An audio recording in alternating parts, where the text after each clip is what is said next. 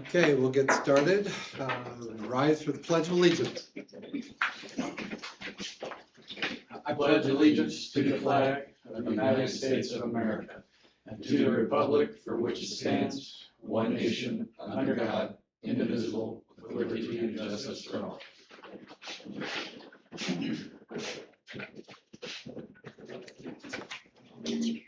Okay, we'll proceed with roll call. Alderman Dean tonight is absent. Alderman Freeze. Here. Alderman Turner. Here. Alderman Beal. Here. And Alderman Lewis is here. And I am acting tonight as Mayor Pro Tem, with Mayor is out of town. Call for the approval of the April 21st, 2026 meeting minutes. Do I have a motion? So moved. Do I have a second? A second. All in favor? All right. All opposed? Okay, passed. The approval of the agenda tonight. So moved. Second. All in favor? Aye. Okay, very good. Special items, we have none. Appointments to board and commissions, we have none. Scheduled public comment, we have down William Huth. Is he here? Aye. No? Okay. We have a reminder that written requests must be received by the city clerk by Wednesday before the meeting date if you wish to do public comments on something that is not on the agenda. We have no public hearings tonight. We'll move on to introduction and first readings. Council Bill number 2026-17, an ordinance authorizing the mayor to execute the contract with Republic Services to provide public services of collection and disposal of residential and commercial solid waste from the city of Ashland. All right, in your Staff report. packet, you have the proposed contract for a 5-year renewal. As we discussed at previous meetings and during the bid award, Republic was the lowest responsive bidder, with the caveat being they also pitched curbside recycling and the bid was awarded with curbside recycling. So the contract before you is for a 5-year renewal contract to add curbside recycling and then our typical Republic services that we have. They are proposing to start on Wednesdays with that curbside recycling. The bins are starting to come in, so they are ready to move those up here as soon as the contract's approved. Services will start June 1st. The one extra item to discuss tonight potentially is when we would like to phase out the bulk bin. They're happy to do that at the end of this month, or they can let it linger until the end of June or somewhere in between. They're really looking for guidance. I know there was some discussion about that when we talked bid awards, so if there's an opinion on what makes the most sense there, they're happy to work with us on that. And there was no cost difference between the two dates? No. Okay.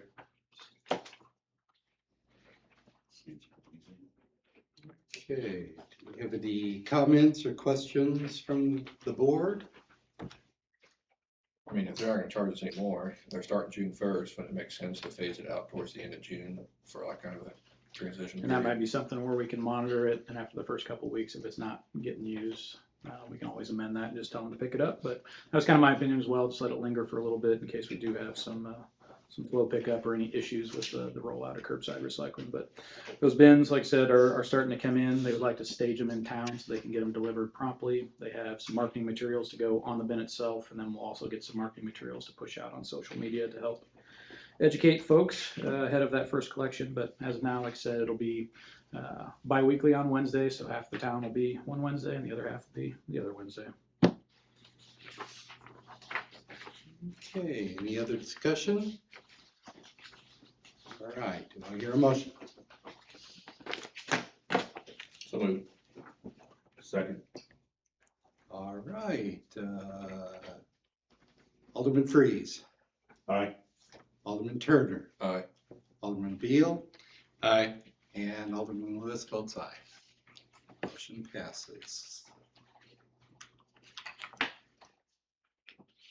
Moving on to Council Bill number 2026-18, An ordinance authorizing the mayor to enter into a contract with Christensen Construction for the fiscal year 2027 mill and overlay. Staff report, please. Thank you, Board. An authorization is needed to award the FY 27 mill and overlay bid to Christensen's Construction of Columbia, Missouri. The City of Ashland Public Works recently held competitive bid process for proposals to complete a street milling and asphalt overlay project on several streets here in Ashland. The streets selected for this project were as follows: Olive Fall Court, Olive Summertime Drive, Olive Turner Avenue, Olive Teakwood Court, Oak Street from West Broadway to Tandy Street, South Walnut Street from West Broadway to East Johnson Avenue, and Olive Bass Street. There was a bid alternative for Mustang Drive that was declined. We talked to some other street engineers, and basically it was determined that the curb there was in too rough a shape to even bother with doing a mill and overlay. So we're gonna do the curb first, and then you'll probably see Mustang Drive coming back next year. So the bid tabs were on the bottom. Christensen's Construction is the lowest bidder. These bids were tabulated and verified for accuracy. Christensen's Construction is a low bidder. They are a reputable vendor and have completed several projects for the City of Ashland in the past. Last year they did Commerce Drive, Sappington, Peterson. They do a great job, and we've been working with them for a long time, so I can vouch for that.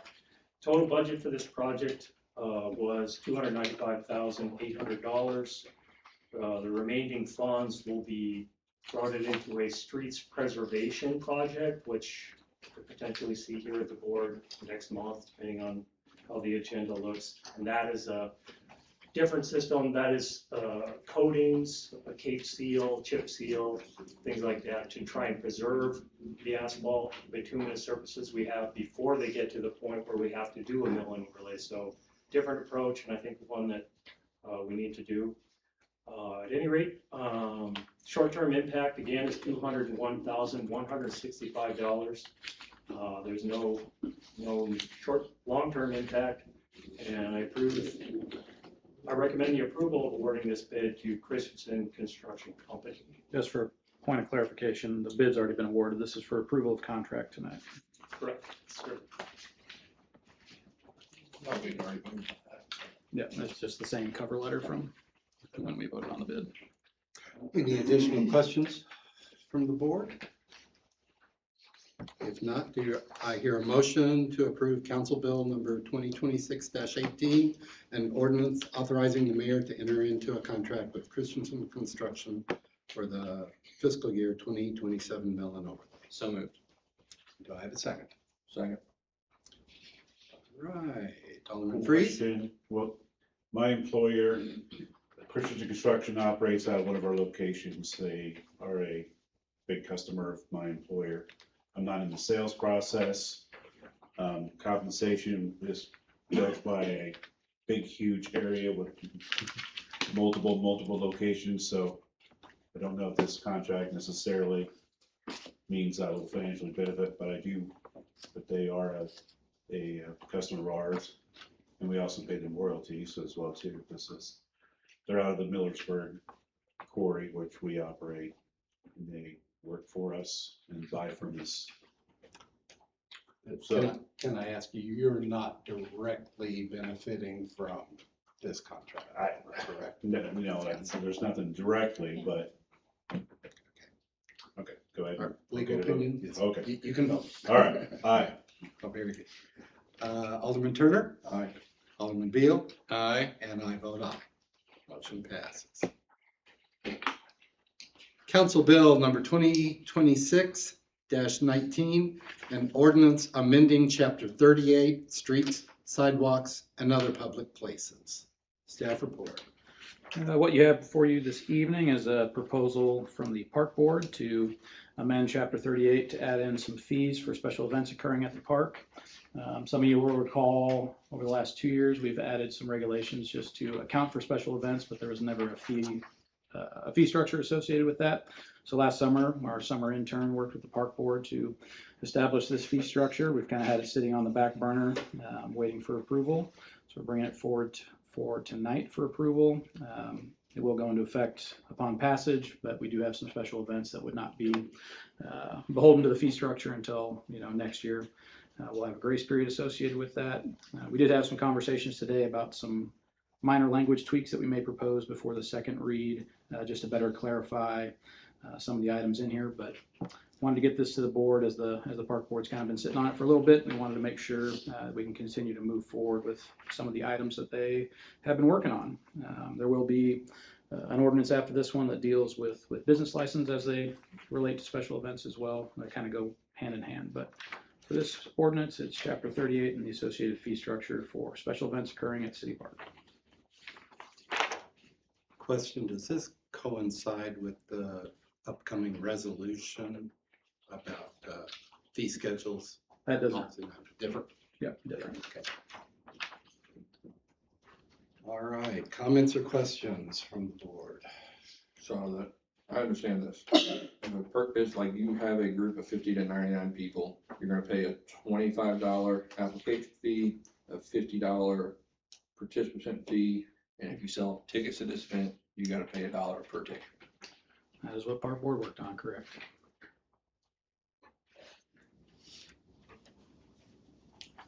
Make that $8 million over down, I guess. Yeah. I've got some mixed feelings about this. I understand the park board does, need to look for creative ways to make a little money.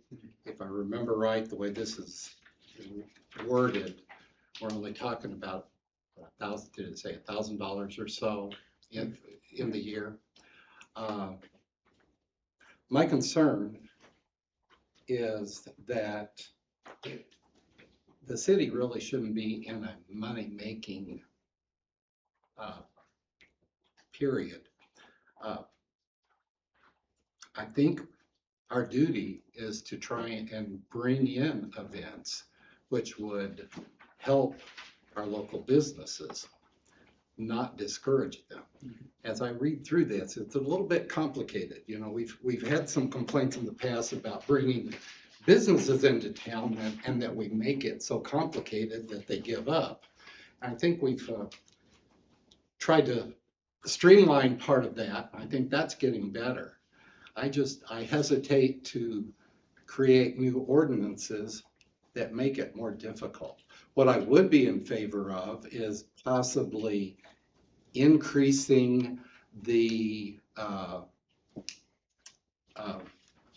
amount that we charge, possibly as a deposit, for cleanup and damage. For instance, $250 or more if that's, and it could be an uncashed check if they clean up and there's no damage, to get their check back. So some of the other options that the park board had explored was just, a flat application fee. And the concern that they had with just a flat fee is the scale of these events. We have a few events throughout the year. Some of them are smaller.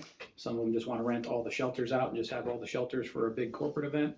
And obviously we have some larger events throughout the year. So trying to make it equitable across all sizes of events, which is why the tiered system was considered. But I think the park board is open to discussing better ways to structure it. That was, again, we had a summer intern that just kind of researched some of the other cities around us and how they're addressing their fee structures, and tried to incorporate something that made sense at the time of those discussions. So, I think, again, the park board is certainly open. Certainly not, to your point, attempting to make money. We're currently, losing money on on events when we have to go clean up or fix something or assign staff out there to help out. So I think that's what they're mainly concerned with, just making sure that we have revenue to offset staffing hours when they go out there. They've recently added their part-time employee. We'd like that to not be a part-time employee forever. So they're just constantly trying to diversify their revenue streams in any ways they can. So They have another ordinance that'll be coming at a future point with regards to field utilization. I think one thing we've seen over the last couple of years is just a very large increase in the desire to use our facilities and reserve our facilities. And with that have come complaints that facilities may not be available when other folks want to use them in other groups.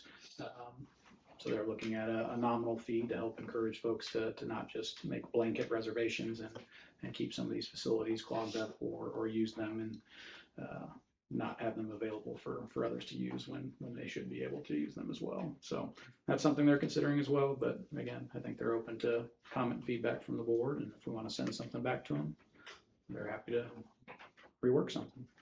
Yeah, I don't think I'd be opposed to something like that, but, field rental or something like that. But I do think that, a little bit larger deposit would dissuade people from just randomly coming in and reserving the park. Say, I want the whole thing, and Yep. It shuts everyone else. If they've got to at least write the check, even if it doesn't get cashed, that's gonna, I think, reduce that Yeah. a bit. I don't know. What do the others think about this? I know typical average, for 100-person event that lasts 4 hours, what kind of man hours, women hours do we have in the whole process between you looking at the application, make sure it checks off, checking with our police chief, and as far as a parks person working there probably on a Saturday, Yeah, I when mean, it's not there, from an administrative perspective, you probably have no more than an hour or two for permit review, assuming it all comes in with everything we need. Obviously, that assumes a smaller event. If we get into large scale, we're coordinating with fire department or ambulance or anything like that, where we have to check a few more boxes. That might have a little more administrative cost to it, but not much. In terms of park staff, again, we've just hired that park employee, so it's usually the streets employees that have gone down there to help. And again, just a couple hours there before or after if we need to move a dumpster down there or bring trash cans down or haul trash out after the event. so 5 or 6 hours. Probably, yeah. And if you're looking at an all-in $30-40 an hour cost for our staff, we're not really, like you said, I think we're losing money if we don't charge anything. So I don't think we are making money with these fees. But again, the park board is more than happy to evaluate something different. We made a lot of tweaks to this. What we don't want is we don't want to create a larger administrative burden to process these things, because we don't have a lot. Obviously, the facility reservations, when they go to take a look at that, that'll be a much larger administrative undertaking when we start charging fees, or if we evaluate charging fees for using the ball fields and whatnot. But we don't have very many special events right now, but we do get a lot of interest in folks wanting to use it, which is the whole purpose behind the special events policy in the first place, just to make sure we had some sort of policy on hand. So What's an example of a special event? what's that? What's an example, like one of the special events we have now? We have a few corporate parties that occur out there that, it could be 50 to 100 employees out there that reserve it. We've got a large church group that uses it. We have Pride Fest out there. Obviously, the City Fall Festival occurs out there. Some other, like we've had, when there's big track events there, the school wants to reserve a portion of the park and use it for things like that as What well. about like the Y, all their practices and stuff like that? So that would be facility usage. We don't currently charge the Y for that right now. Okay. That's what they're considering under the facility usage, is making sure that there's a potential for some revenue recovery there.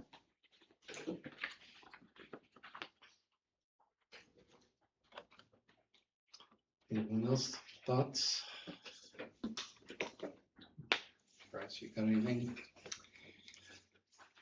Park board does meet next Monday, so if there's a desire to kick back some comments, it would not take much. I mean, I think the facility usage just makes more sense, right? Because like if you base it on the number of participants, how are you are we going to send a city employee out there with a clicker to say like, oh, yep, there's 51, so we're in the 50 to 99, and then click it to 101. Okay, so everybody's just going to say that they have 50 people coming, and when you challenge that, it's like, oh, how do we know, right? So I think facilities, it's like, okay, if you want to take up the space of one pavilion, that's an amount, 2 pavilions, another amount. I think that makes more sense than strictly for participants.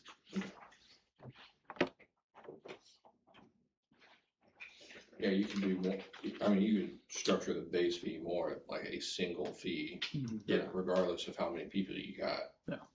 I mean, it'd be very easy to kind of have a sector map with options. Yeah, I like that idea better, I think. Like, it just seems impossible to me to like figure out, okay, you You have. get the little turntables, you talk about, like you walk in the yards. Now, vendor fees, I can see maybe not being as, especially if we're going to somehow, I get questions how we, is it a trust factor that everyone there has a business license, just like the flea or the farmer's market, or do we just trust everyone does, or does anybody from the city? We do a pretty Actually good job check. of making sure that vendors have business license. Yeah, the vendor fee is the one, that's probably the one that's questionable, which may save you time, Leslie, from having the process. But those having some fees there to recoup some city costs, that's a fairly typical standard operating procedure.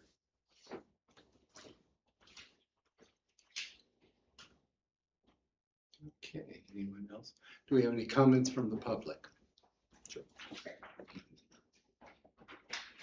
We'll limit you to 3 minutes. Heard, Okay? I was prepared for that.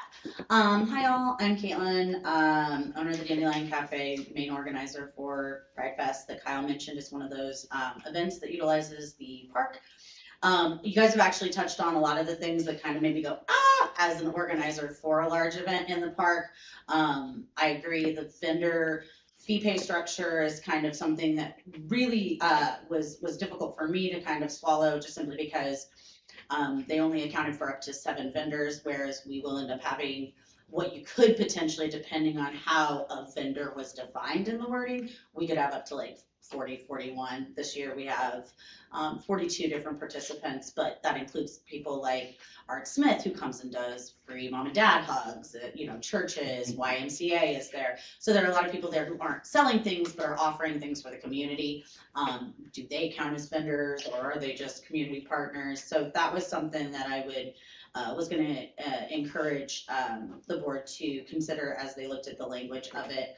Kyle kind of touched on the idea of some of those vague terms like vendor, or other ones that kind of caught my eye were like, what is ticketed? If there's a VIP area, is that a ticket? Do we need to make sure that we're getting that to you guys?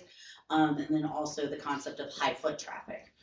What is high foot traffic to one person versus another, versus where in the park is the high foot traffic, and that kind of thing.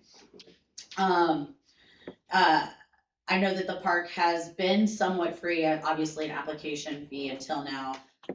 You guys kind of mentioned that idea of like being out there with a clicker, and so one of my concerns with the wording was like, what is the plan for oversight of adherence to the public and to organizations that are utilizing it? And then really my thing was, I know this is just kind of the first reading, and that the park board is going to take a look at it again, but my encouragement was just that if those answers kind of aren't readily available, we're still trying to chew on those, that it would probably be beneficial for everyone. I know it would be beneficial for Pride Fest, for further revision and discussion prior to like a vote that would put it in place completely. So Pride Fest always tries to be really transparent about what we've got and what we do. We have ways in place that help us kind of keep track of how many people we bring in. Leslie and I have been in communication. We have about 1,000 vendors and attendees in total, and we do that using colored bags. And so there's 200 of one color, 200 of another color, 200 of another color, and then as we get to those different levels, we're able to look around and go, oh, we have at least 400 people here. Oh, we hit this color, we got 800 people. And so that helps us. It's not a turnstile, so it's not, it's not completely accurate all the time. But I just would encourage the park board and the city to reflect on how the fee structure is based, so that for those larger groups, it does kind of get exponential very quickly in terms of how it's currently worded. And we're just here to bring more community to Ashland, to bring people in and to provide resources for folks. So as you said, you don't want it to be punitive, you don't want to discourage, and we'll make it happen if we have to, but it would be really awesome if it could be a little bit more cohesive and considerate. So thank you guys. I appreciate your time. Thank you very much. Okay, any other discussion or comments? Bring this to a vote then. Do I have a motion? I'd move to table consideration of Council Bill 2026-19. Do we have a second? All right. Do you have a time period to table it? Well, I think it'll be presented in a new ordinance form, based on our comments, probably, right? It'll come in as amendment, but if you want to set a date on it. When's we're doing 19th, right? It's the next one. Probably, I would say at this point, wait until June. I was gonna say it. June 2. Why don't you just go 16th, no later than June 16th. Okay. If we get it done, if we get some good comments before then, we'll bring it back up, but that at least gives Park Board 2 meetings to noodle. Yep. I'll move to table it until June 16th. Second. Second. All right, Alderman Freeze. Aye. Alderman Turner. Aye. Alderman Beal. Aye. And I vote aye. It is tabled. We will go to Council Bill number 2026-20, an ordinance amending Chapter 12, Businesses, Occupations, and Professions. Staff report. As mentioned on the last report, this kind of goes somewhat hand in hand in 38 with the Chapter 38 amendment. Historically, regardless of what event it is, whether it's farmers market, fall fest, pride fest, whatever, we have a hard time getting vendors to understand that if you are a licensed business, that you do need an Ashland business license, regardless of if you're operating one day or 365 days of the year. So this is just minor clarification on that language to make sure that we can point in the code and it says, yes, we understand that you're a temporary vendor, but you still need a full business license. Business licenses are $15 regardless of duration. We don't have a set fee that's different for anybody else, unless they meet the exception of being a nonprofit or a true farm to market vendor. They are required to pull a business license, and this just clarifies that language. Is it a one-time or is that an annual?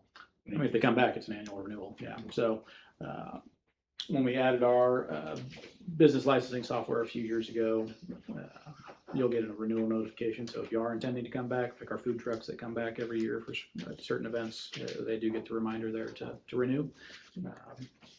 Is that a year from the time that they get it, or is it like We run calendar? July June 1. 1st, I thought. Yeah, yeah. Runs Oh, no, through never mind. months So of if you June got 30. one in June, then you'd have to renew again in July.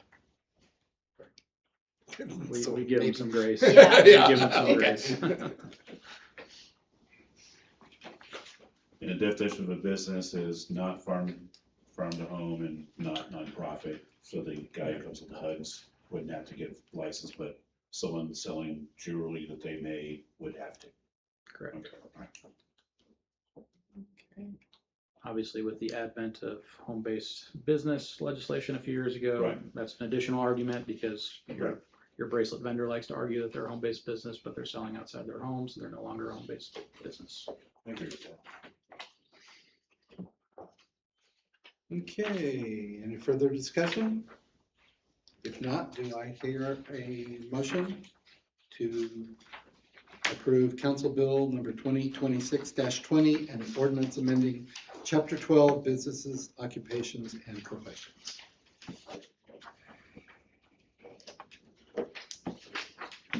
Anyone? Oh, why y'all looking at me? Bryce did the last one. Yeah, I did the last one.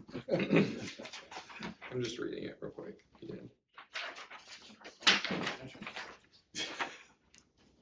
So moved. Second. All right. Okay. Alderman Freeze, Aye. Alderman Turner, Aye. Alderman Beal.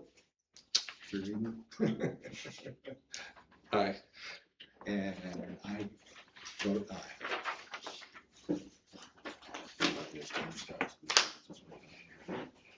Okay, we'll move on to old business. Ordinance number 1554, an ordinance to change the zoning of Forest Park Phase 3. Now, this is second read of a rezoning for Forest Park Phase 3 to change it from R3 and light industrial to R1 single family residential. Do we have any comments or questions from the board?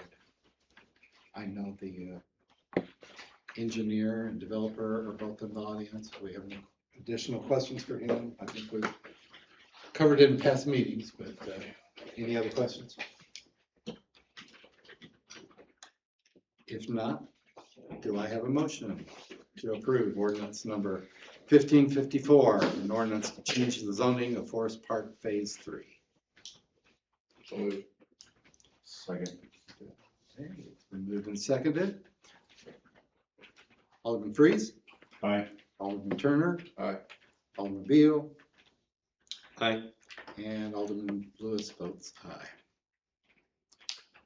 Ordinance number 1555, an ordinance authorizing the mayor to enter into a contract with Christensen Construction for the fiscal year 2027 mill and overlay. Staff report. This is second read approving the Christian Construction contract. Okay. Any new questions? Guys, if not, do I hear a motion to approve ordinance number 1555, an ordinance authorizing the mayor to enter into a contract with Christensen Construction? So moved. Do I have a second? Second. Alderman Freeze, Aye. Alderman Turner, Aye. Alderman Beal, Aye. and Alderman Lewis votes aye. Ordinance number 1556, an ordinance authorizing the mayor to execute the contract with Republic Services to provide public services of collection and disposal of residential and commercial solid waste from the city of Ashland, Missouri. I'm assuming this is second reading also. This is the second read. The only thing that I will add that I didn't mention the first time around is with regards to the bulk site. So obviously we've got the talking robot out there. The intent will be that we will keep that past June 30 and we will change the message just advising that the site is closed and to not use the site. And we'll keep that for a couple weeks and then it'll go by the wayside. Okay, very good. Is that even, that's not addressed in the ordinance itself, No. though, is it? No, just a No little changes tidbit there. info. Okay. Do I have a motion to approve ordinance number 1556, an ordinance authorizing the mayor to execute a contract with Public Services? So moved. Second. Alderman Freeze, Aye. Alderman Turner, Aye. Alderman Beal, No. Alderman. That fails. It'll fail. Hold on. I was gonna have a little fun. Oh. I was gonna say, Mr. Mayor, how am I recorded? I was trying to keep Kyle on his toes. I'm not parliamentarian. Yes. Okay. And Alderman Lewis votes aye. Kyle's gone in a couple days. We gotta give him a hard time one last time. Heart attack here. I don't need no trash pickup. What y'all talking about? Start burning it in your backyard. Yeah, your address is? All right, moving on to new business. We have resolution number 2026-14, a resolution adopting the police policy manual. Board members, so we've got, my understanding is, I guess, for the, we've never had, we have a policy manual in place that we use internally, obviously, but we've never had one that's been officially legitimized by the Board of Aldermen. So that's what we're bringing for you tonight. It's a nice light read. I'm assuming everyone's been through all of it. Multiple times. Excuse me? Multiple times. Yeah, good, good. What we do, we contract with a company called Lexipol that nationally recognized. They basically come up with a model policy for any number of first responder organizations, police departments, fire departments, et cetera. And so I have been through their model policy. The neat thing about that is they keep up with legal updates. So when law changes, case law changes, it's also state and locality specific. So if Missouri makes changes to the statute that could affect our policy, I get notified. And we have a chance to update our policy. We have it built in there that basically I'm going to bring this to you once a year. In the meantime, if something needs to be changed, I can change it between now and then during the year. But basically that will be discretionary, right? It'll be changes that have to come up due to case law and legislative changes there, things like that.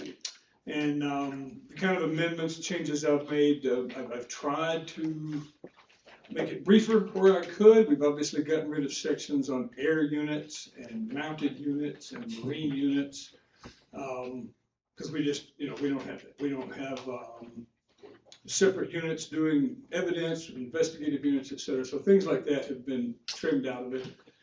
But to the very best of my knowledge, it is up to date with current best practices, case law, federal, local, state law. The other thing it does is it defers. This manual has also been vetted by the city administrator, Shelley Martin, our HR person, and city attorney. And so we defer to anywhere there's specifically stated anywhere there's a conflict with the city employee manual. The city employee manual takes precedence, or if there's a conflict with state law or federal law, that obviously wins over our manual. So we are asking for approval of the policy manual, and hopefully ideally, of course, the purpose of having this is to give our police officers guidelines on how to do the right thing. And we tried to word it that way to give them room to use common sense and to do things right. And should we have an officer that's not doing things right, this will give us a guideline for correction, for progressive discipline, and more if it ever becomes necessary. Okay. Any comments or questions from the board? Public? I mean, I guess my only question is, and I guess a slight concern, a lot of times I've seen just in lawsuits, like people will say, oh, well, look at this policy manual. You didn't follow it to the letter of the law, or like the letter of the policy, so therefore it's a policy breach, and we're going to use that to prove claims against the department. So do you think this would make it easier to open up some of our, police officers to litigation risks if they don't, 100% comply with the black letter of the policy? Well, number one, we've tried to, there's very, very little in the way of shalls and shall nots, right? There's a whole lot of shoulds and should nots, and may, et cetera. Because there's no possible way for me to address every single thing that can come up, right? Something could come up that hasn't been dreamed up that an officer might have to react to. And so there's room for that built in there. All of my experience and training, everything I've been taught has been that we are in way more exposure if we don't have this, right? If we don't have good guidelines in place to guide people, that's when we get in big trouble. But absolutely, that is something that both police administration can use. If officers aren't behaving the way we want them to, I have to have a policy there in place to effectively use progressive discipline on them. And now likewise, the officers can use this against us also if we're not following, if I'm not following my end of it, because I have responsibilities in here also. And so, but my understanding, based on everything I've been taught in the years I've been messing with this, is that we're way better off with this than without it. And for the very thing you're talking about, yeah. And so you think the policy as written gives you and your officers enough leeway to be able to perform the job in those scenarios that we can't, kind of come up with? Because I just don't want to hamstring you guys and tie you up believe me, I in don't a either. lawsuit. Right, So, and that's why one of the things I've put in here is there's very, very little in the way of, you shall obey the law, right? But in terms of all that great, because life's easy at the edges where it's black and white, right? That's easy. Where life's tough in reality when it's in the middle, when we're dealing in shades of gray. And so that is what I've tried to do this. Where it's both the Lexipol people that we buy this from and my edits are in the deal of you should do this and you should not do that. And if you do, you have to explain it, right? There is plenty of room in here to act outside the letter of the policy, as long as you can justify it. And that's kind of the game. I say the game. That's our whole business, is being able to justify what we do, articulable facts of why I put my hands on somebody, right? I've got to have I'm absolutely authorized by the law, by you guys, to put my hands on people when it's justified, and I can explain why. I have to have articulable facts. And so we would have to have articulable facts to say a police officer's wrong, and he or she has to have articulable facts to say they're doing things right. And ultimately, as you know, somewhere down the line, a judge or a jury makes the final call when it all if it all goes south. So I hope I answered your question in some way. Yeah, Oh, no, absolutely. Okay. My goal, like, I'm 100% pro law enforcement, so I just Sure, want to make sure. absolutely. I Yeah. want to make sure we're not hamstringing you guys or tying your hands in any way Yeah. to do your job effectively. No, I don't believe so. And that's why, like I said, I've been through every letter of this thing. I'm not gonna promise you, don't quiz me. I'm sure you can stump me on 400 pages. But, I read through the entire thing with that in mind, right? Number one, to guide us to do the right thing and to make sure that we are free to do the right thing. And that my police officers I want them concentrating more on doing what's right than they are on what's in this manual. Does that make sense? 100%. That's really what we want, is common sense and decency. And the good news right now is we seem to have that with our officers. And so, at the end of the day, hopefully this is a benefit for all of us, both the citizens, the city government, and the police officers. That's what we're hoping for. I say, I trust the chief. If he thinks it's what's best, we're pretty good at getting sued if you're not aware. So if you think, it's for the best. Now, nowhere in here does it say Chief Young promises we won't get sued. But, Oh, I can guarantee you we probably will. But I think this, we're gonna be held to a standard. It might as well be a standard that we have vetted and written. Okay, anyone else? Point of clarification, resolutions can be a voice vote, is that correct? Correct. Okay, all right. Thank you, folks. Do I have a motion to approve resolution number 2026-14, resolution adopting the police policy manual? Second. All in favor? Aye. No one opposed? Resolution passes. Resolution number 2026-15, resolution to make certain appointments to boards, commissions, and positions within the city. So annually, we have some appointments that we have to do, or some board and commission reappointments. Generally, we pull all these out and put them on one singular resolution, so we don't have to go through each one individually. So you have reappointment to the Board of Adjustment for Fred Klippel and James Branson. You have reappointment to the Park and Rec Board for Hannah Freevert and Elizabeth Subzak. Board of Liaison appointments, Sam Turner, Park and Rec Board, Steve Dean, Ashland Betterment Coalition. Board liaisons to Planning and Zoning Commission, Doris Linker and Rick Lewis. And then reappointment of Rick Lewis as Mayor Pro Tem, Darla Sapp as City Clerk, Scott Young as Police Chief, Nathan Nicholas / Lobberlaw for City Attorney and City Prosecutor. Okay, any additional questions? If not, do I have a motion to approve resolution 2026-15? So 1 second on this. I'm just trying to get to it.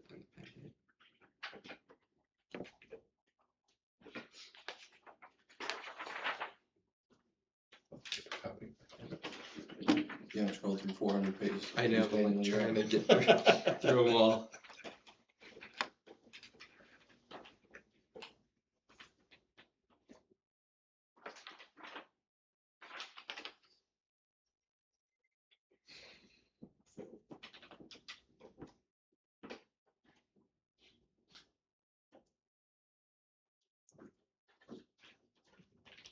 Do I have a motion?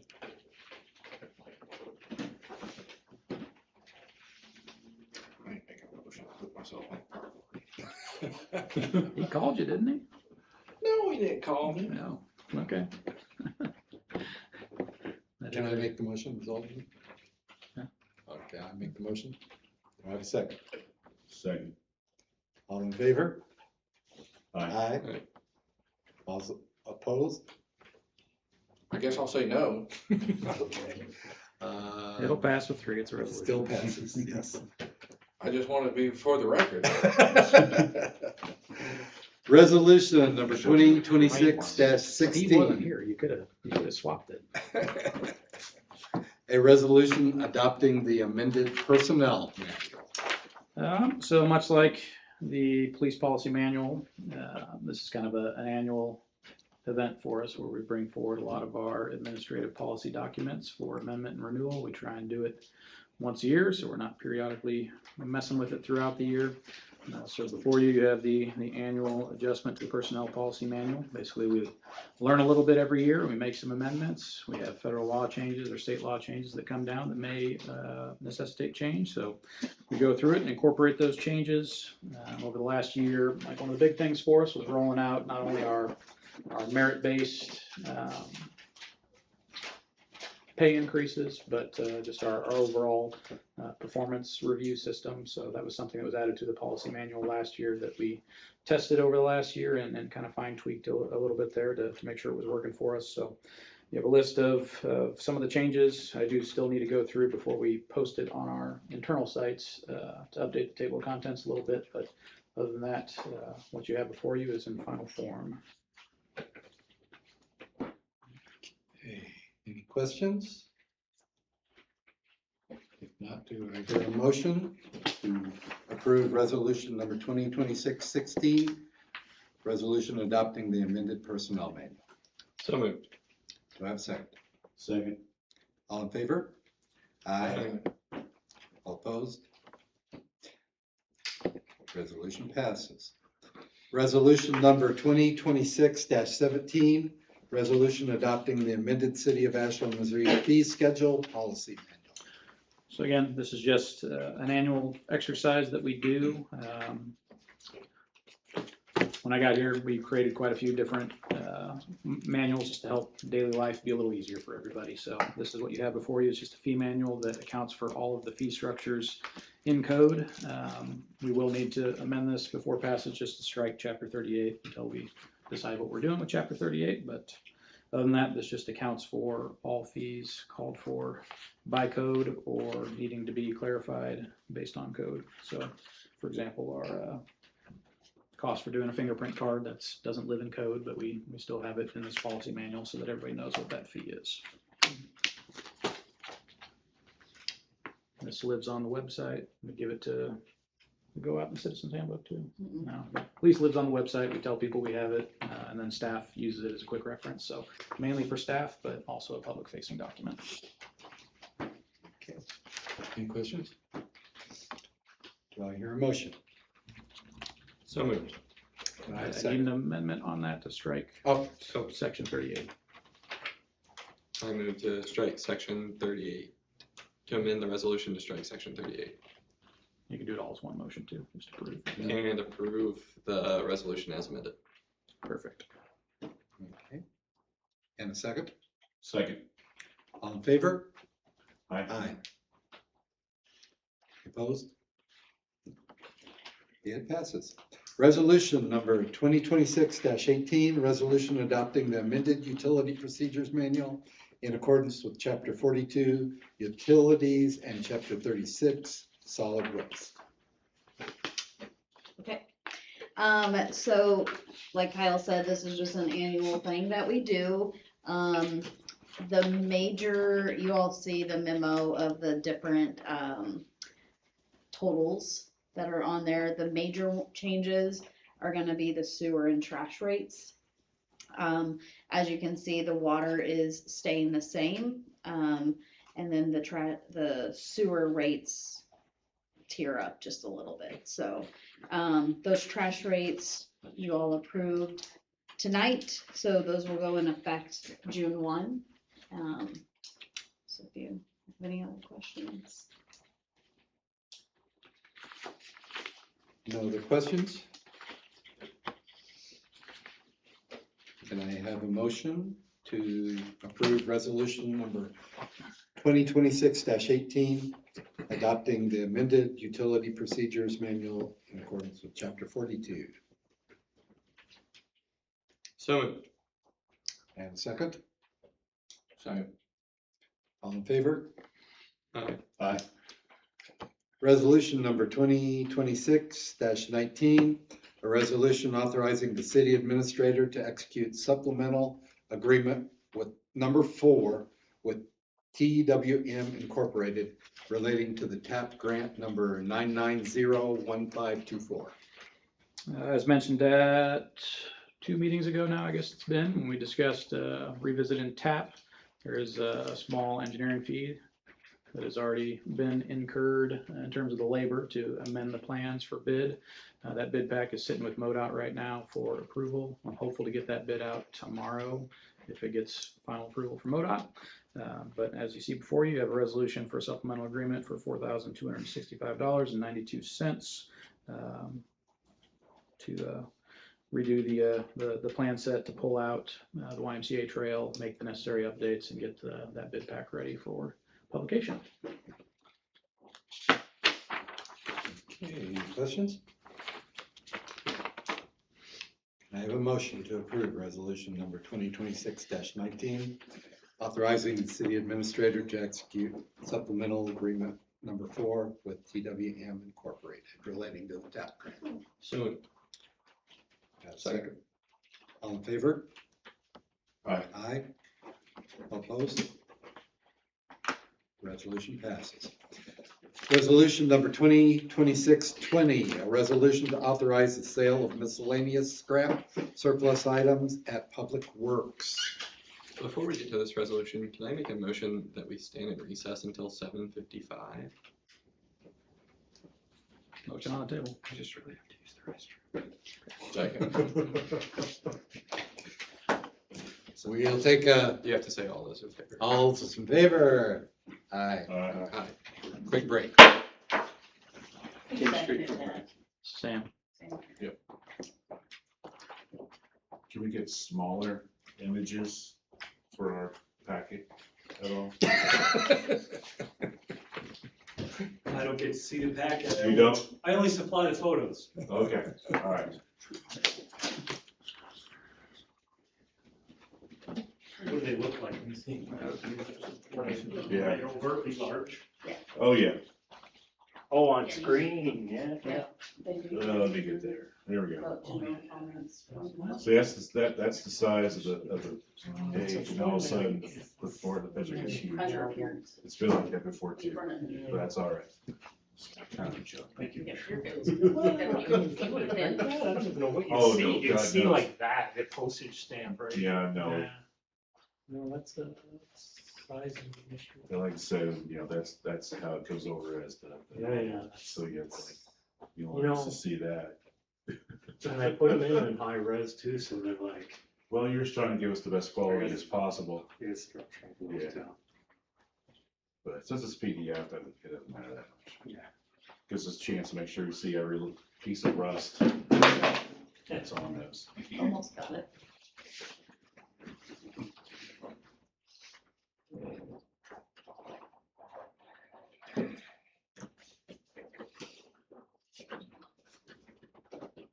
This goes back to how precious my time is in price.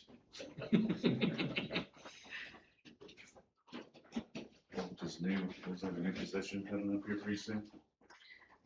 Yeah, the governor appointed him to Yeah, something. so hopefully, maybe I'll have a question for you after that.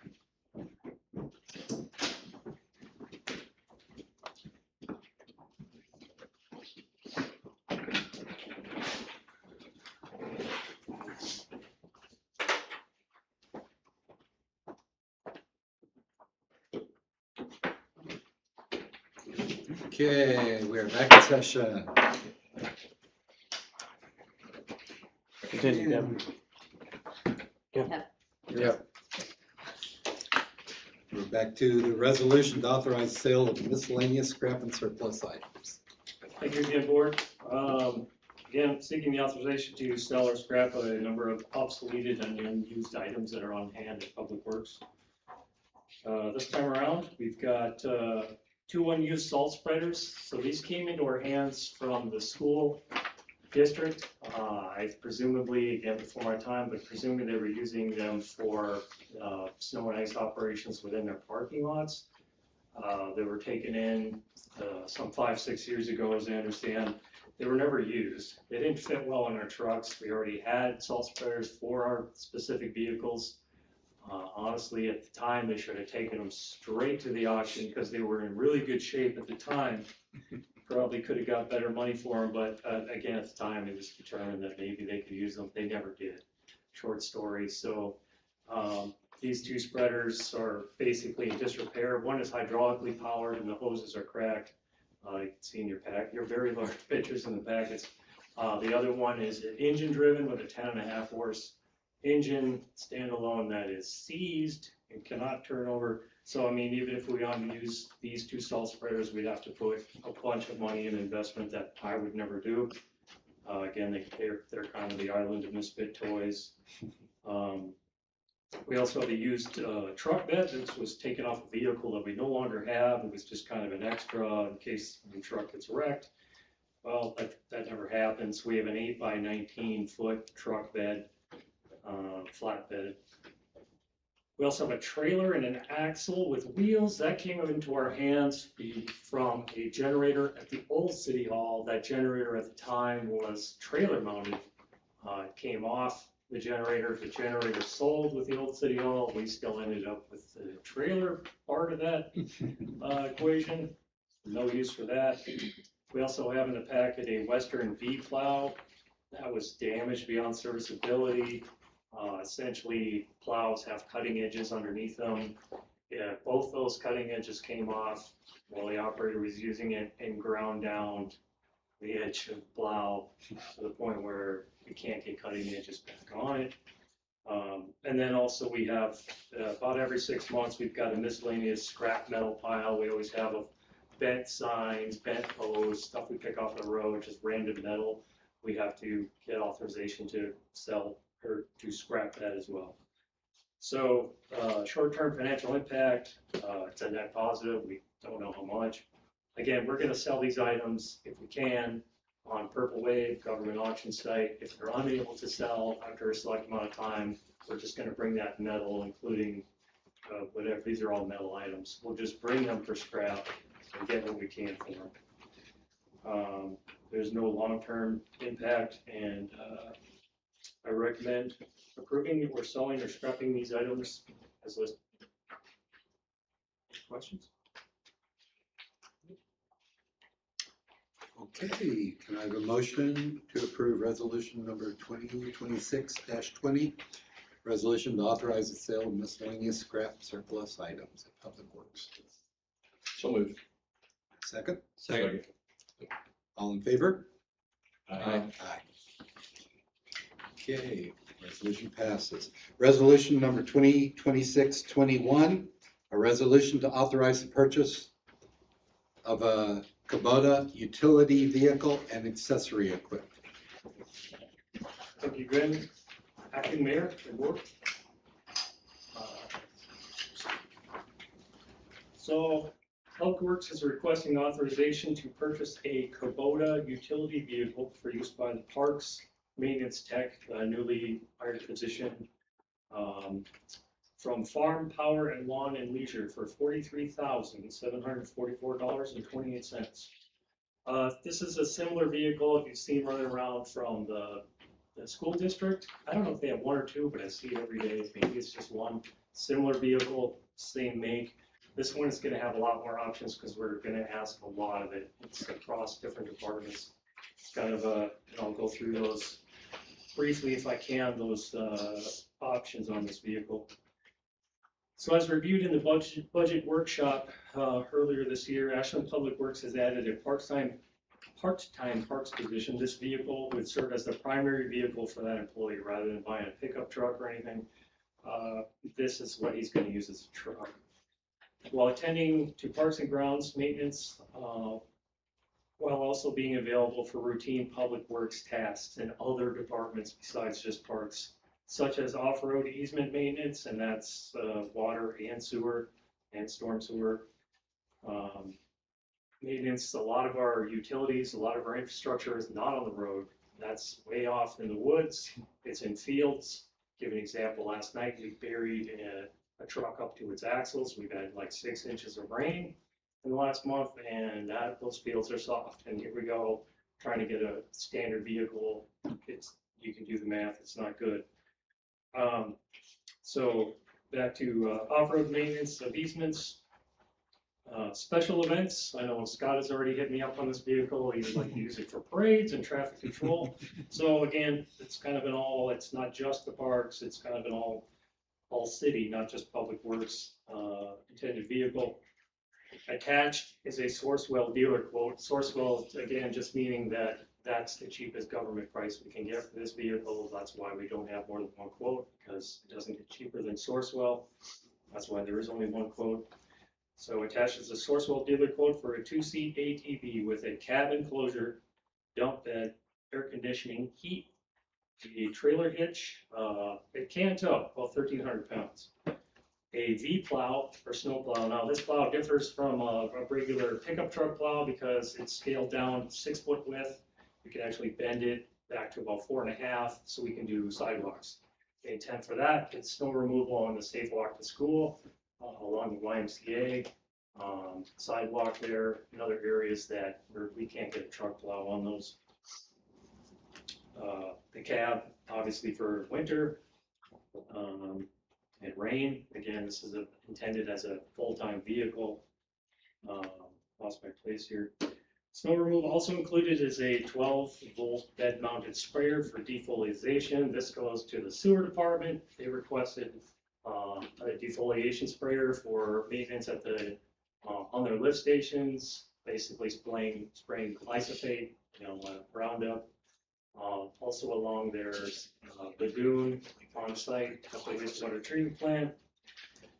And it's got road traffic safety packages for use for nighttime visibility and daytime off-road traffic use, strobe lights, high-vis turn signals. This vehicle would see wide use again through public works and the city at large. So the funding mechanism for this vehicle, it's funded from several different departments because of its use pattern. So as follows: the Parks Department is funding $22,500.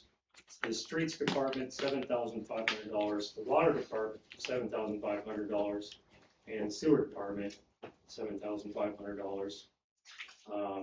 In your attachment, you'll see the pretty lengthy list of options. These, again, as you can tell from the price of this, it's not your farmer one with no doors, and this has upgraded hydraulics to run like auxiliary hydraulics, the V-plow. Potentially we could put a spinning brush on this for street cleaning. It's got quick attach, so we can get the plow on and off quickly. The rest of it is largely safety for on-street use, so on. A rear screen so we don't shatter the back if we put branches in it, and slides forward and breaks the kind of large rear view or rearward facing windshield. Safety again. So short-term impact for this purchase total across all departments is $43,744.28. It's estimated maintenance is about $150 between oil changes and eventually tires whenever that becomes necessary. I recommend to purchase this vehicle. Again, it's going to provide a lot of utility across the city, not just public works, but in all departments. Is there any questions on this? Is there a similar 4-seater version of this? 4-seater, yeah, that kicked us into another price bracket. Because of its basically, it would be larger. But what we initially wanted was a vehicle that could fit into the shed at City Park. A slightly longer vehicle, we don't think we could get in there.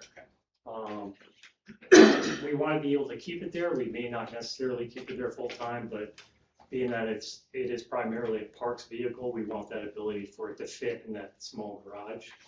Also, the 4-seater, again, added even more cost to this thing. It's going to get heavier, et cetera, et cetera. We decided against it. It is primarily a 1 or 2 person, carrier. We're not going to carry crews around in this thing for the most part. So it's available, but yeah. Worth noting, my side-by-side has doors, and heat and cooling. I mean, We understand you're a bougie farmer. okay, like, I was just the typical farmer. I'm not casting any shade on them. I don't know. You just jump in. They're Farmers actually would rather nice. spend money on their side by side than their pickup, so. I got a CEO of a company. It's like, Okay, any other questions? All right, do I hear a motion to approve resolution number 2026-21? Resolution to authorize the purchase of a Kubota utility vehicle and accessory equipment. So moved. Second. All in favor? Aye. Aye. All opposed? no, Okay. Resolution passes. there's a lot cheaper option. So I would make a motion that the vote by which resolution 2026-15 passed be reconsidered. So move. I made the motion, you can just. Oh, second, sorry. You're giving Darla a heart attack right now. Okay, so that is. I'm knowing for sure what just happened. I move to reconsider resolution 2026-15. The appointments. Motion and seconded by Sam. Okay. It has been moved and seconded to reconsider resolution number 2026-15. Call vote. Vote to approve it, vote to To reconsider. reconsider. Okay, we will vote to reconsider the resolution. We need a, He moved, he seconded, you're just doing a roll call now or all voice in vote? favor? Aye. Roll, does it need to be a roll call? Aye. Aye. All opposed? No.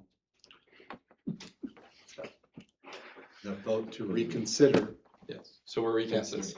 I now move that resolution number 2026-15 be amended under section 5 to replace Rick Lewis with Sam Turner as mayor pro tem. Have a second. Second. Okay.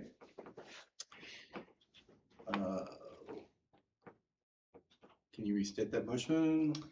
To amend the resolution under section 5 to make Sam Turner the mayor pro tem. All right. All in favor? Aye. Aye. All opposed? And I'll recuse.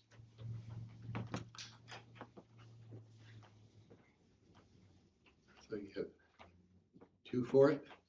Is that a pass? No, I said aye. Oh, I didn't hear you. Pass, yeah. Okay, yeah, it passes. I now move that we approve resolution 2026-15 as amended. Second. Okay. All in favor? Aye. All opposed? Resolution passes. You voting or passing on that? Aye. Resolution number 2026-22, a resolution authorizing the mayor to execute the interim management agreement with Interim Solutions LLC. So we didn't have quorum last meeting, but Mr. Hancock was present to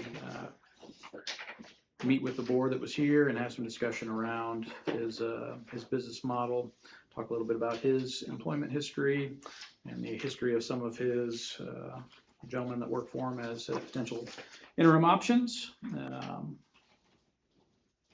Mike had some questions that were asked and we got some clarification on those to incorporate into the contract.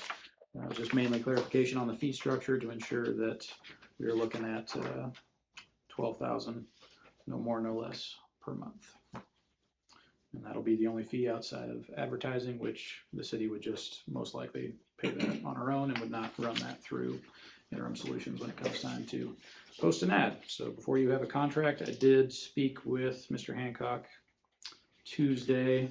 There was some discussion about there's multiple people that could be the interim from his company. If you would like to do interviews of any of those folks, I was glad to bring them up here if we want to call a special or if we want to do it at the next May meeting. Obviously, we're kind of running out of some runway here. If you don't have a desire to interview, if you just want to read through the resumes and pick, it's really up to you. Obviously, there's probably some benefit to having these potential interim candidates meet staff. Mr. Hancock has had some discussions here with the mayor. Shelley, Darla, were you in that meeting? Were you? Okay, so at least met with the mayor and Darla and Shelley when he was here previously. So we'll need some guidance on that, but for the purpose of this evening, we do have an agreement proposed for approval. Okay, can I have a motion to approve resolution number 2026-22, resolution authorizing the mayor to execute the interim management agreement with Interim Solutions LLC. So moved. All right, second, Second. all in favor? Aye. Aye, Aye. all opposed? The ayes have it, resolution passes. Okay, on to reports. Mayor's report, as Mayor Pro Temp, I have no report other than I did, on the way home from school today, I met Chief Young at the four-way stop, and my grandson saw him and got really excited and said, there's Chief Scott. So my fingers crossed that 10 years from now, when he's driving, he still has that positive interaction with the police force.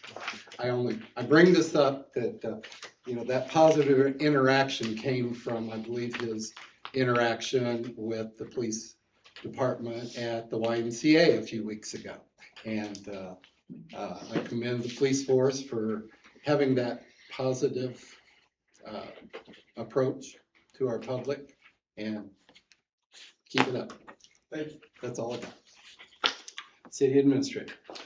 So again, under the interim contract, there's a few to pick from. There's a few that are available. I think Mr. Hancock himself said that he would be interested and available to do it. Otherwise, he has one or two other gentlemen. So if there's a desire to have any type of formalized interview for that, or a few of you want to be involved with that process, just give me some guidance, send Doris some guidance so we can get that ball rolling. Obviously, I think it's important to probably have some department heads involved in that process as well, but we want to get that kind of solidified over the next couple of days here if we can, so we can get them in here over the next 2 weeks. Other than that, I'm going to steal some thunder from Kevin. Obviously, I sent a report out that we had a pretty catastrophic sewer failure yesterday over in Sutter's Knoll. We had 60 plus or minus homes over there that had an outage. We actually had some gentlemen down at the sewer plant. They noticed some PVC coming through the grit screen and were a little concerned. And at the same time, we also were aware of a backup. So we were quickly able to mobilize, get that line cleared, get service somewhat Band-Aid fixed overnight so people could continue to flush their toilets. We were very fortunate. Previously, we approved a contract with Vision Sewer to do some sewer slip lining. They were in town today working on another part of town for us under that contract, and we were able to coordinate with them to pick them up, move them over to Sutter's Knoll, and get them to grind out the obstruction and line that section of main. I know Kevin will go into greater detail, but the sewer main in question was 25 feet deep. We would have to dig a 25-foot deep by who knows how wide by 100 feet long hole in somebody's backyard, had it not been for Vision Sewer being here and able to immediately produce a solution for us. So it's not something we wanted to ignore or linger. I do have pictures that we can show you guys after the meeting if you have interest in what that looks like, but that wrap up is done. We don't have any restoration over there really because we weren't needing to dig or tear out any fences, so everything should be good to go over there, and I'll leave the rest to Kevin as needed, but I think that is all I have for my report. Okay, City Attorney. I do not have anything for you tonight. Thank you. Public Works Director. Thank you once again. The Streets Department has been doing some extensive tree trimming and brush clearing in the park. Still have more to go, but being the streets department, they rotate in and out of crack sealing, and there are 10 other jobs, but they're gonna be back into the park some more. They also removed 4 stumps that have been there a long time and bothering myself and others. The north bathrooms. So, as most of you probably know, have been repeatedly subjected to vandalism, we'll call it. The update on that is Public Works has ordered what I would call a low-cost camera system. As far as camera systems goes, the ongoing cost, most of that lies in the connectivity, right? The fiber, the wireless, whatever it is. We found a system that is basically on an island. So if there is an event, and we're one of the first ones to be aware of it, we can go collect the DVR, snip the footage we need, share it with PD, share it with school if necessary, and try to get some accountability back, right? Because what's been going on there is not sustainable, clearly. So we are making an effort to get some accountability there, but also at a price that isn't, exorbitant. And I think we're gonna be able to do that. We're gonna start with the what we call the north bathrooms, or the ball field bathrooms, one closest to the schools. If that system works out, probably gonna expand that to the southern side as well. I&I mitigation, and again, inflow and infiltration of groundwater into the wastewater system. Some mitigation was done at Justin Lift Station. Just real quickly, if you're not familiar, a lot of our lift stations were built at grade. And what that means is when, in a month again like this, where you have a lot of groundwater, as soon as the droplets of water hit the ground, they start running. These lift stations are always in low areas. That's because gravity's your friend. But the problem is when they're built at grade, you got stormwater just rolling right into it. It's an ongoing problem. So Justin Lift Station was one of the first ones we mitigated. We have several more to go, but we're tracking that and we're getting it. Again, with stormwater, a lot of rains, we had numerous reports of localized flooding that were taken. Most of them were just involving leaves and, plugging the storm catches. I know some residents were out there with shovels, clearing them themselves, so tip of the cap to those folks. There was a few of them. We do have 2 storm system jobs that are beyond our capability. We're going to require quotes from contractors. One in the backyard of Misty Lane, and the other one is on the backyard of Loyalist. So those are 2 larger storm projects that we're going to have to get looked at this summer.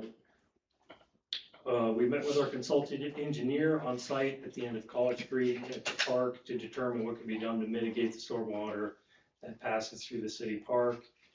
We come up with some ideas on that, and that's ongoing. And the sanitary sewer department, a pump that was approved by the board about a month ago at Eastside Lift Station was replaced. We do have a sewer 1 or starter sewer position open still at this time at the sewer department. And I got a little show and tell going back to what Kyle was speaking about. The CIPP project was approved by the board last winter, and what that entails is basically what I'm holding is a chunk of the liner, which is used to basically line our vitrified clay pipe, or ECP pipe, which is prevalent in the old parts of town Ash, basically all through this area, the original part of town. Problem is with ECPs, they have 10-foot joints, they're clay, they're prone for root intrusion and I&I. What this is what you guys approved is a fabric liner that's impregnated with resin that once inserted into the line and blown up like a balloon, if you can imagine, is then cured at 200 degrees for about an hour, hour and a half, and becomes structural. So it's a pipe in a pipe. So first time this has been done in town. Again, that relates to I&I mitigation. It's been around for a couple decades now, but it's the first time it's hit Ashland, and we definitely need it. And we're going to continue with that mitigation in an effort to kind of complete our I&I program, which is a kind of a 10-year step program to mitigate that. I think that's all I have.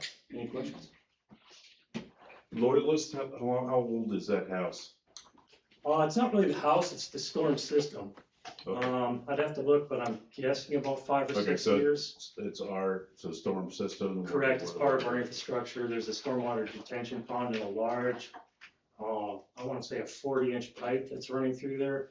That appears to have a dip and a disjointed pipe to the degree that there's a house, a backyard in Loyalist that has 2 really prevalent sinkholes that are developing along the fence line. And clearly there's soil going into our storm system and creating a sinkhole, a problem for the resident. So, I'm not sure what the fixes are there yet, but, we're gonna have to look it out for sure. So that's probably somehow the dirt or gravel underneath it sank. And Potentially, it basically. or the way- poor compaction or disjointed pipe to the point where the socket and bell didn't meet together and then soil's washing into it. Not sure what the fix here is yet, but yeah, it's definitely our infrastructure. And do you have any videos of anything of the park stormwater that goes through there? I do, Okay, Yeah. I was hoping you would, especially with all that. I can share that with you. Yeah, not now, of course, but yeah, that'd be You great. bet. Okay. Sure. I think so. Okay, we have a water supervisor's report. In your packet, Jeff is preoccupied this evening. Okay. Nothing major there. I will commend the water guys that helped out with the sewer main break. They've been out there helping off and on. So, Very good. Board of Aldermen. Alderman Freeze, do you have anything?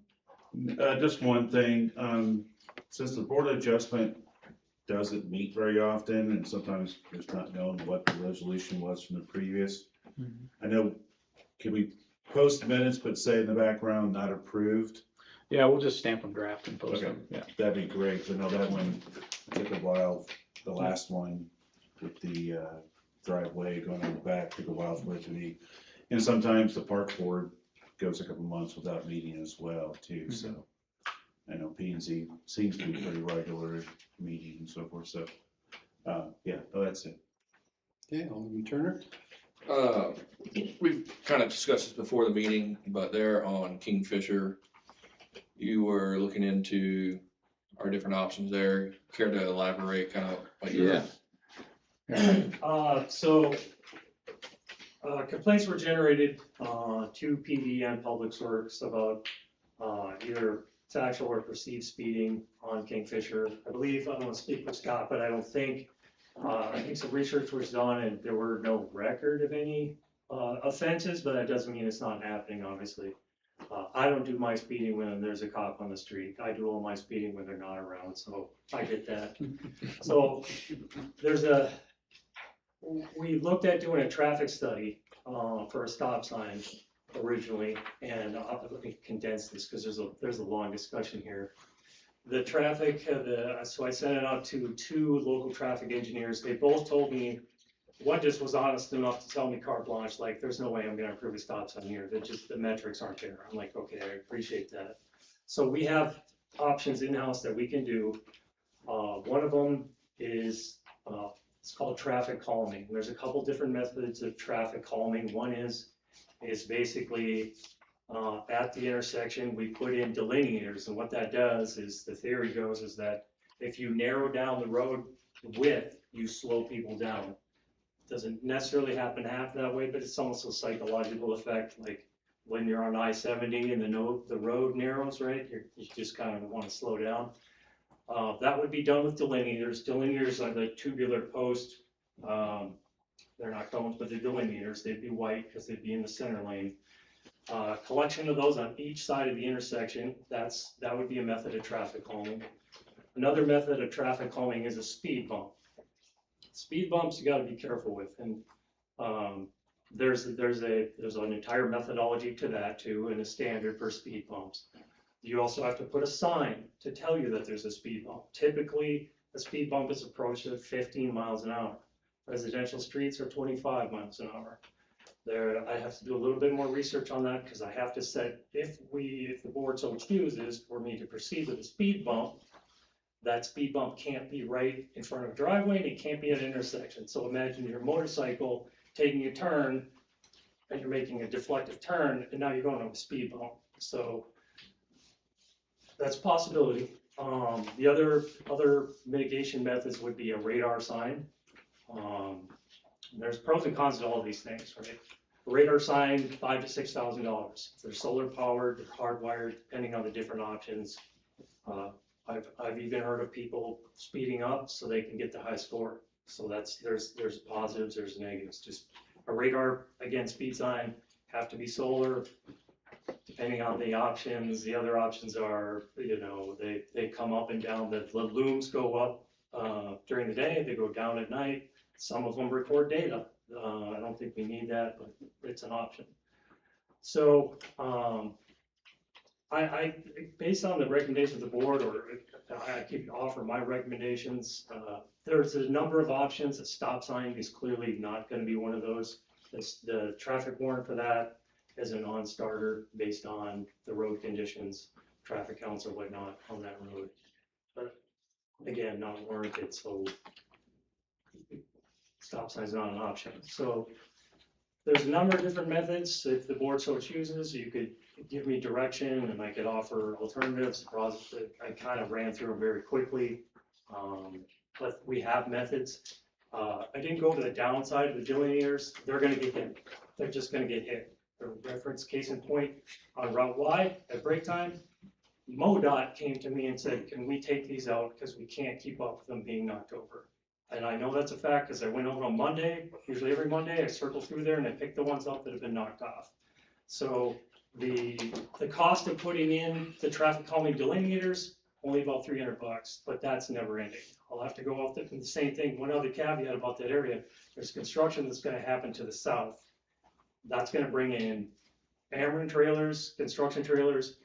A trailer, if you're not real careful, and most people aren't, they just tow the trailer, they're going to knock the heck out of these things. So there's an ongoing maintenance there with the traffic calming method that involves delineators. So we have a number of options. I know I threw a lot of stuff out there, but I'm looking for the board for direction as to, or maybe we can have a more in-depth discussion on this. I could literally go an hour on this one intersection. I don't think that's necessary. Yeah, okay. So, yeah, Question. yes, sir. Speed tables, I know are much more expensive, and I know Columbia's shifted more to speed tables and speed bumps. And I'm assuming speed bumps are kind of a pain in the butt for snow removal as well. Right. So I know we used to have some over red tail, red wing, red whatever that is. Red tail. And those were temporary ones that were attached. They weren't asphalt or anything. And I know those kept on getting tore up and so forth. They do. Just like the ones behind Sam's Club. Yeah, exactly. What's, I guess, what is your opinion as of right now? Which direction would you go? If I had to make a decision or I had to put in a method, I would probably go with the solar powered radar sign. Again, there's cost there. The long-term cost is not a lot. The lithium-ion battery, probably go a couple of years. That's not a high dollar thing. That would be my choice. Just because of the area it's in and because of the traffic and the nature of the traffic and the construction that's still yet to come, anything else is really gonna get beat up. That's the lowest footprint. And there's no guarantees with any of these things, right? I could give you, like the speed bumps, for instance, you got people who will come over to the curb, so they only hit the speed bump on the left tire, not the right. So now the poor homeowner who's got the speed bump near them they're bouncing off the curb and doing weird. So I don't want to get into all the positives. If I had to make a choice, I'd go with the radar sign. There is some significant upfront cost on it, so $5,000 to $6,000. What are your thoughts on the stop sign? Well, I just go off what the studies have said, that they're not terribly, Aldermen wanted, the powers that be that give us money to do roads and stuff, don't like them between the federal and the state.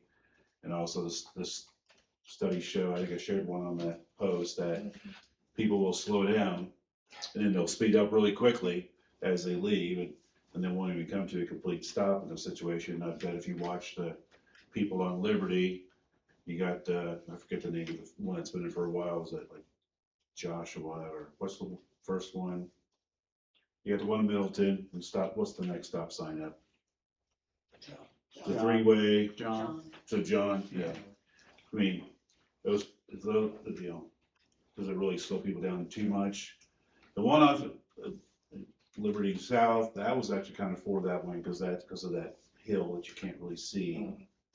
And I hope that's gotten things better since they got put in. I don't know, I haven't heard much about that, but. So, yeah, I don't know, I don't think there's a win-win choice, unfortunately. Chief, what's your opinion? We'd love to see you out there more. let's place this on the next agenda for an actual discussion item Okay. instead of going on for an hour about it. Because if it's a stop sign, you'll have to take action on it. If it's a $5,000-$6,000 sign, radar sign, you'll have to take action on it. The other ones are nominal costs. We can go do those tomorrow. But if there's, you know, a discussion or decision to go either one of those directions, we're gonna need board action regardless, which we're not taking tonight. So same with approval of an engineering contract. If we do the stop sign, we'll still want to do the warrant just for the sake of doing it. So, I'm fine with that. I just want to make sure that city staff's aware. I'm sure you guys are, but there's a lot of kids in this town that are running around. Last thing we want is someone be struck because we didn't make an action to try to slow down traffic.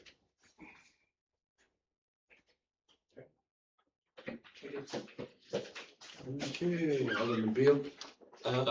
Following in the vein of Alderman Turner's report, I've gotten another constituent, I think this is the third time I've mentioned it in my reports over the last year or so, but Oak Street between Broadway and Tandy, I'm getting more complaints as the weather warms up of people speeding through there to get back to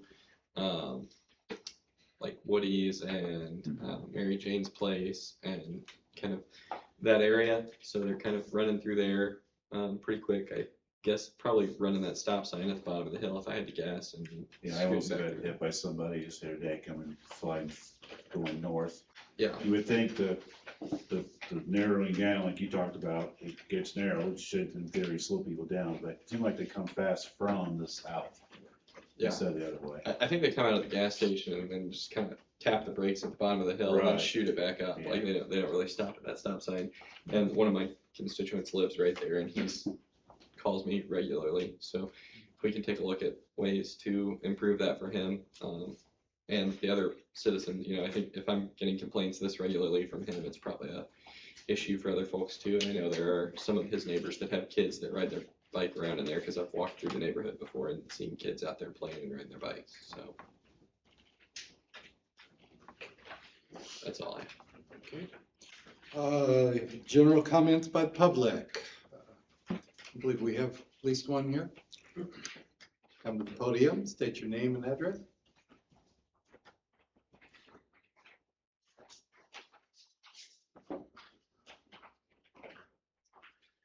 Jim Ashadi, 503 Eagle Lake. Thanks for the opportunity to speak before you. I'd like to take you down memory lane. I believe it was 2014, George Campbell and myself were sitting up there.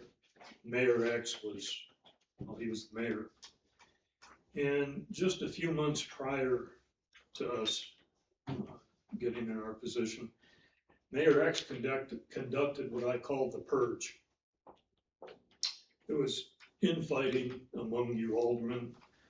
There was graft happening, $300 to $600 a month being stolen in groceries and gas by employees of the city of Ashland.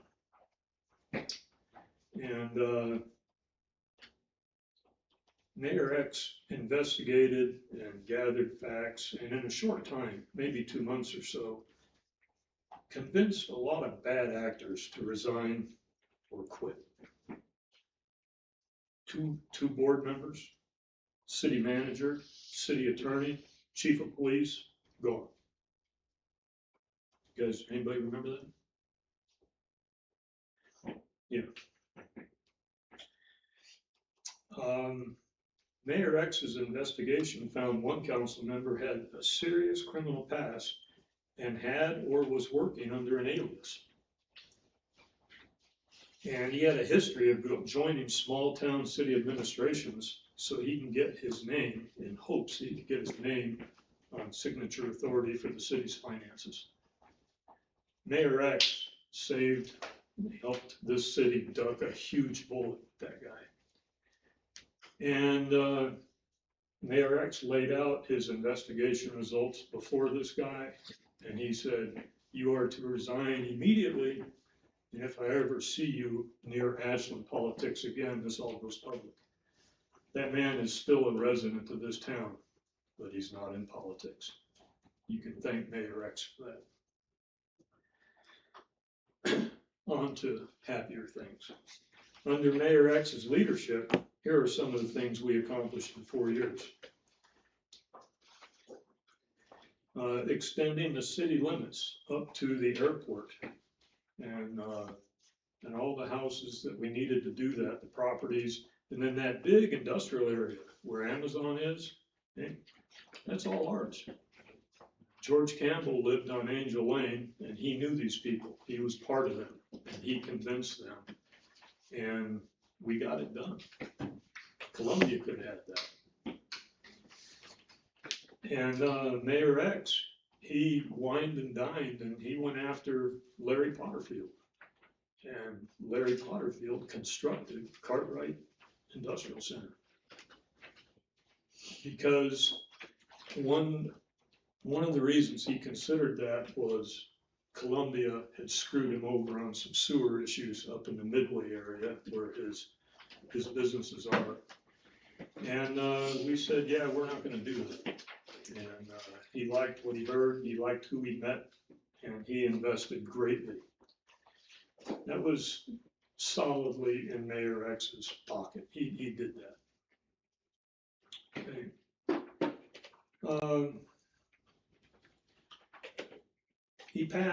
He helped get going and passing a $5 million bond to get the solid waste treatment facility.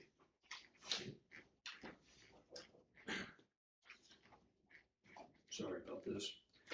Constructed and a new sewer line all the way from the airport to that facility.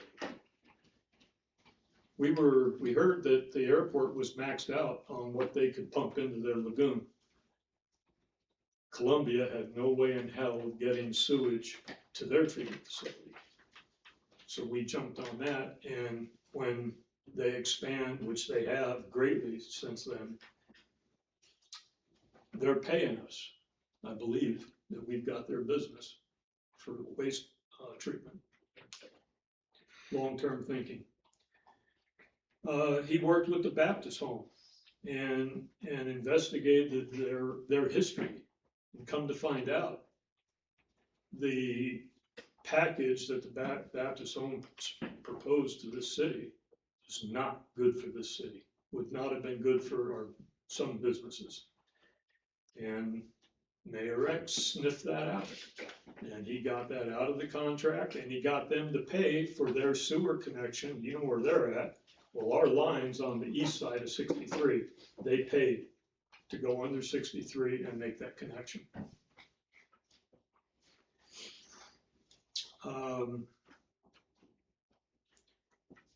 Worked with the YMCA. We were the council that approved the 5-year, $50,000 a year payment to the Y. If the city came up with enough memberships, and we did, and we paid that 5-year fee, and we have an outstanding YMCA. Okay. George Campbell was a huge proponent of that. I was personally against it. I was wrong. But Mayor X took us there. Prior to becoming mayor, he had a lucrative contract with the city to provide computer services and IT support. When he became mayor, he voluntarily ended that contract so there'd be no improprieties, which means for the, I think, 3 terms that he was mayor, he did so at great financial loss.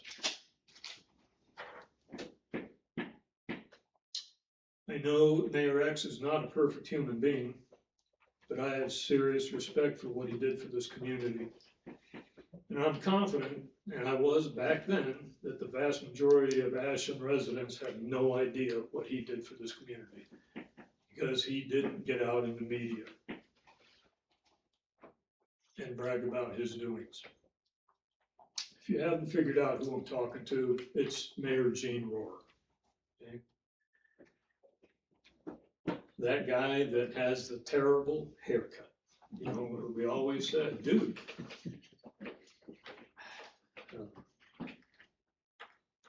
He also did several years on the P&Z board before he was mayor. Okay? Why am I here? I would like you guys to consider honoring his commitment and his contribution and his sacrifice to this community. And it was significant. The purge, I don't know if you guys know this, but we were the laughing stock within the media at the time, I believe, the 5-state region. And he got all that resolved and all the other things he did. And I only hit the high points, okay? What I'd like you to do is consider honoring what he did. How do we do that? Maybe naming the sewer facility after him, the Gene Rohr treatment facility or something like that. Something for your consideration. I appreciate your time. Thank you very much.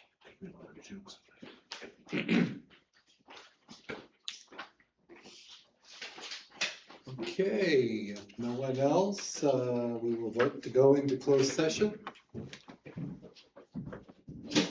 Do I have a motion?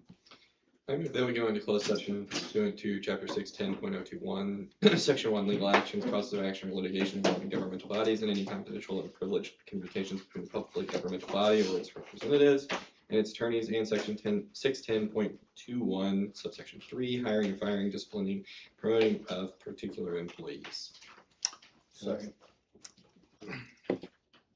Okay, we, Roll call on that. roll call. Alderman Freeze, Aye. Alderman Turner, Aye. Alderman Beal, Aye. Alderman Lewis, aye. In closed session.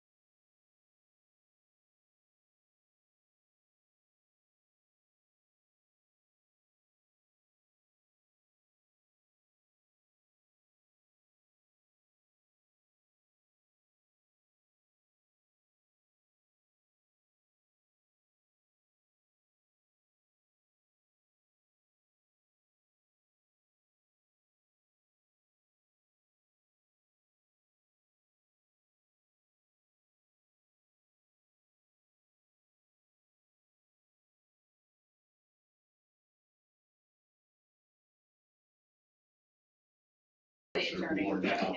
Okay. 6 months or a year. We're trying.